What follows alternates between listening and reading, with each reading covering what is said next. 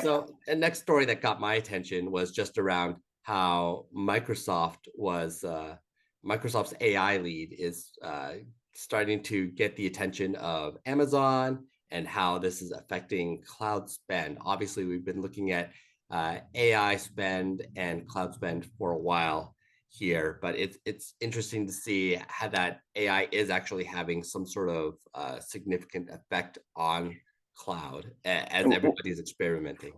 Yeah, what I found interesting, so this is coming from an article out of Reuters, and what it really is talking about is the fact that AI, or Microsoft rather, is growing, catching up, right? Amazon, AWS is they've been this big fight for a long time ago, for a long time now, trying to outpace each other, and AWS has had the super strong lead because they were so early in the market, and Microsoft has been playing catch up. But what's interesting is that they seem to be getting a halo effect bump, but not because they're getting spend related to AI exactly.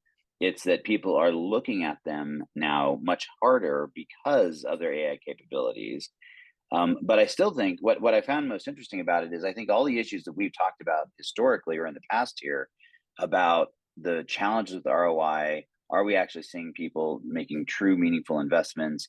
Do we have use cases that are actually making sense and driving, actual transformation or actual business outcomes? And the answer to all that right now is mostly, either no or too early to tell.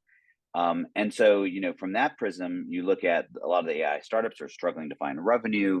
We're seeing a lot of people are struggling to show any results. And Microsoft's the big exception to that, yet they're not really doing it based on the AI workloads themselves. They're doing it just based on this halo effect, and that's fascinating to me. And I think that may be very instructive to how AWS actually then starts approaching the market. So it was a really interesting data. So I definitely encourage you to read it.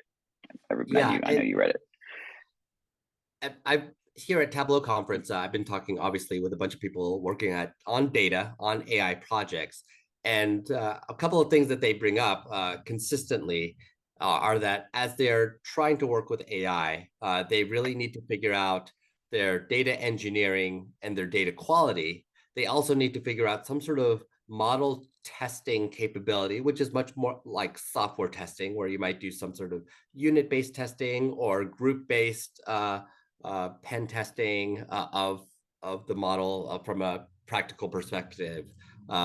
Basically, looking at all the quotes that you might and all the prompts that you might put into a model and just figure out what kind of responses you get. You have to put all of these kind of very standard software lifecycle practices into place with your models and data. So when you think about that, Microsoft makes a whole lot of sense as a company that has supported software for a really, really long time.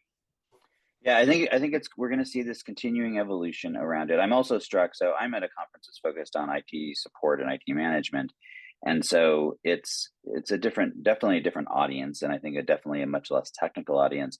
But it is shocking to see the absolute sort of lack of understanding and confusion around anything to do with AI. And so I think we have a very long road here and a long evolution. I think we're absolutely going to be entering this sort of era of the AI haves and have-nots.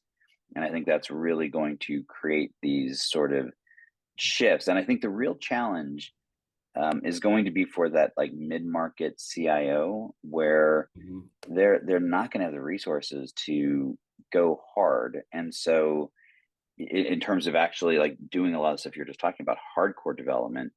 And so it's like, well, where do they land? How do they partner? Who are they picking with? Which I